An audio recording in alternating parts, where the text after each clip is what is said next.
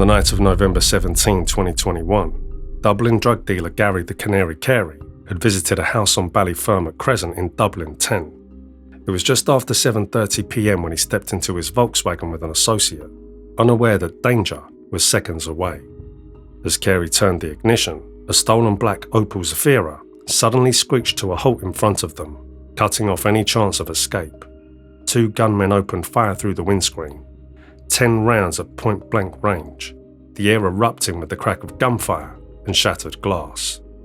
Carey was struck twice in the stomach. Bleeding and stunned, he flung open the door and bolted. With bullets still flying, he ran back into the house he'd just left, sprinted through to the rear, and bolted over a garden wall, a wounded man running for his life.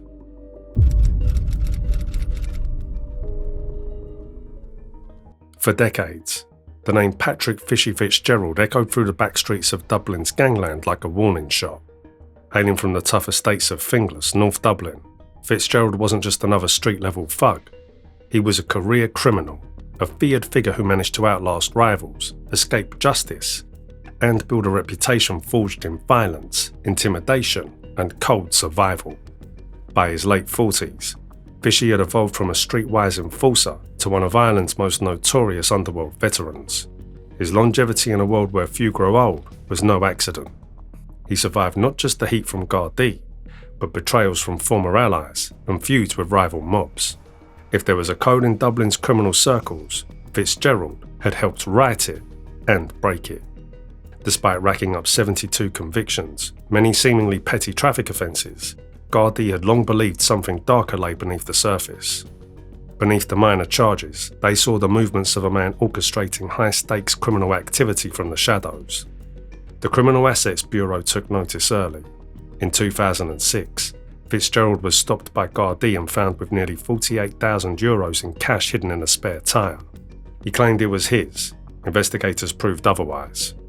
The money was seized, ruled as criminal proceeds, a rare moment where the law briefly caught up with Fishy. By 2010, Patrick Fishy Fitzgerald had shifted from low-level crime to high-stakes operations.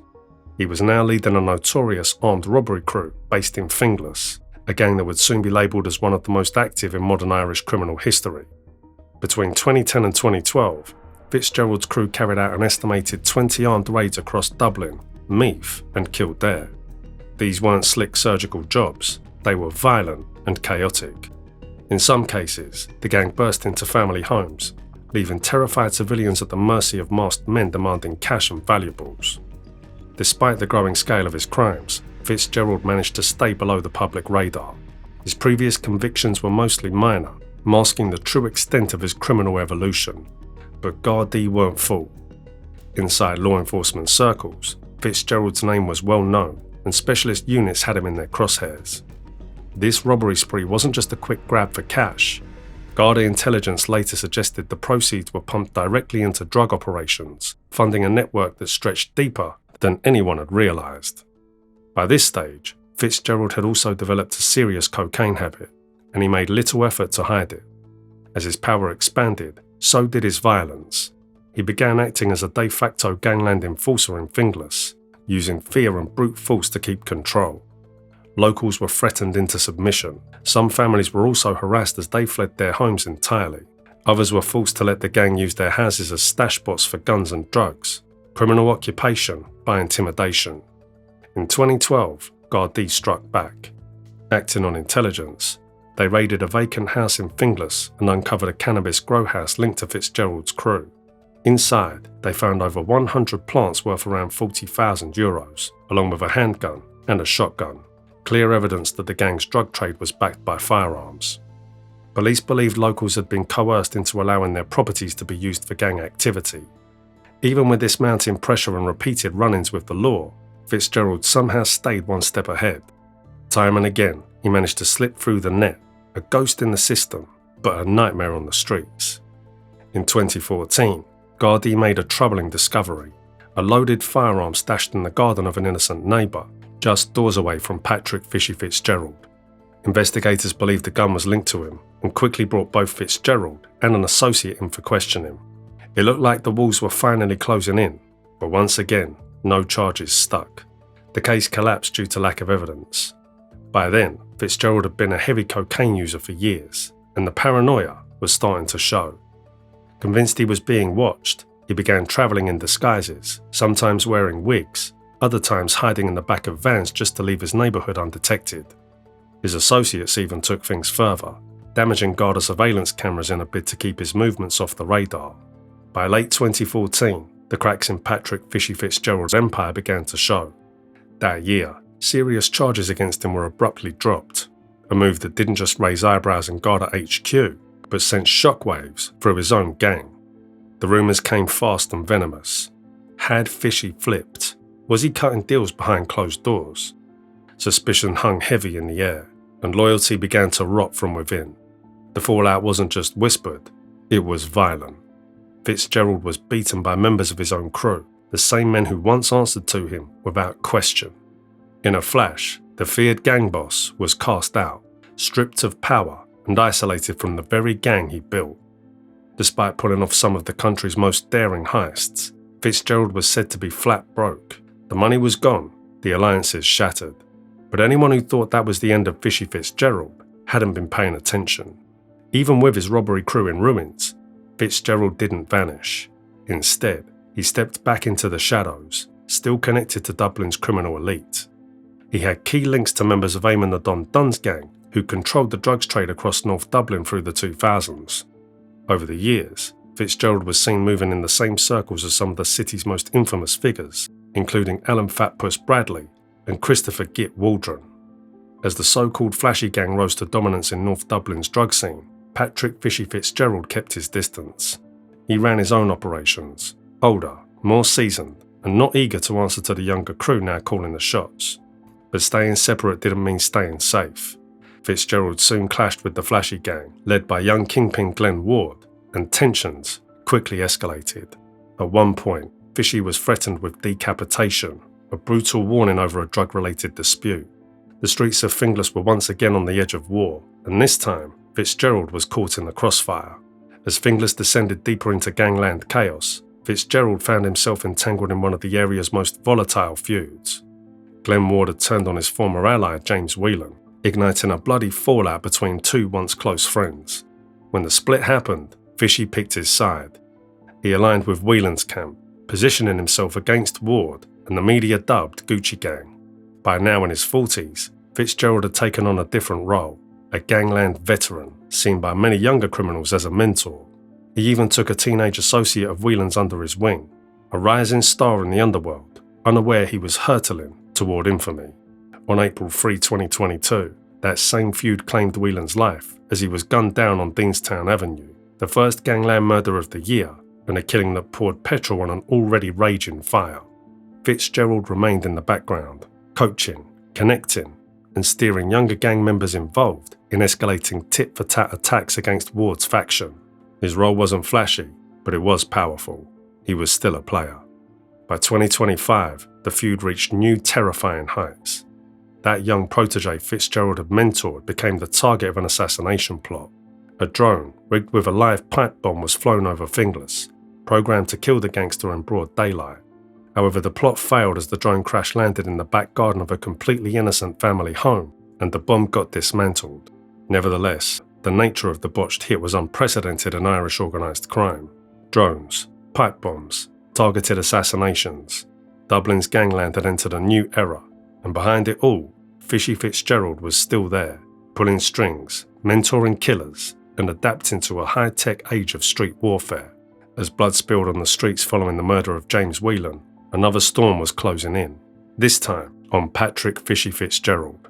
Gardaí had quietly been building a case against him in connection with a botched assassination attempt in 2021, one that nearly claimed the life of Gary the Canary Carey. Carey, a well-known drug dealer from West Dublin, had made dangerous enemies by late 2021. According to Garda sources, he had fallen out with The Family, a Ballyfermot-based organised crime group, as well as members of Brian Rattigan's crew. The tension wasn't just talk. Carey was living on borrowed time. That threat became terrifyingly real on the night of November 17, 2021. Somehow, despite being hit in the stomach, Carey managed to survive the Ballyfermot hit. Neighbours found him collapsed and raised the alarm, and he was rushed to hospital in critical condition. One bullet was removed, another was lodged too close to vital organs to operate. His survival was nothing short of miraculous. In the background of this near-fatal attack stood Patrick Fitzgerald, not the trigger man, but the enabler, the one who made it happen. Fitzgerald played a crucial logistical role in the attempted murder. In the days before the shooting, he purchased 2 vehicles, a black Opel Zafira for €750 and a gold Toyota Avensis for €800. He fueled the Zafira, conducted reconnaissance around Ballyfermot, and handed over the car to the hit team on the day of the attack. After the shooting ended and Carey lay wounded, Fitzgerald quickly took charge, organising the escape and cover-up. Later, the Zafira was discovered burned out, with 2 handguns left inside, the very weapons thought to have been used in the attack. The Avensis, serving as a backup getaway car, was also set ablaze and abandoned that same night. Unravelling the plot took months of meticulous detective work. Gardaí pored over CCTV footage, tracked vehicle movements, and cross-referenced phone data. Bit by bit they placed the story together. In court, the evidence was clear. Fitzgerald's phone activity and CCTV appearances placed him at the heart of the operation. Cameras caught him driving both vehicles around Finglas in the week leading up to the hit. He didn't pull the trigger, but he was the one who made sure the trigger could be pulled. Patrick Fitzgerald was the logistical architect behind the ambush, a man who didn't need to fire a single shot to nearly take a life. Gary the Canary Carey survived the Ballyfermot ambush, but it bought him little time. After a brief move to Spain, Carey returned to Dublin in June 2022. Just 2 months later, in a separate attack in the south inner city, he was shot multiple times, and this time, he didn't survive. Carey succumbed to his injuries on August 5, 2022.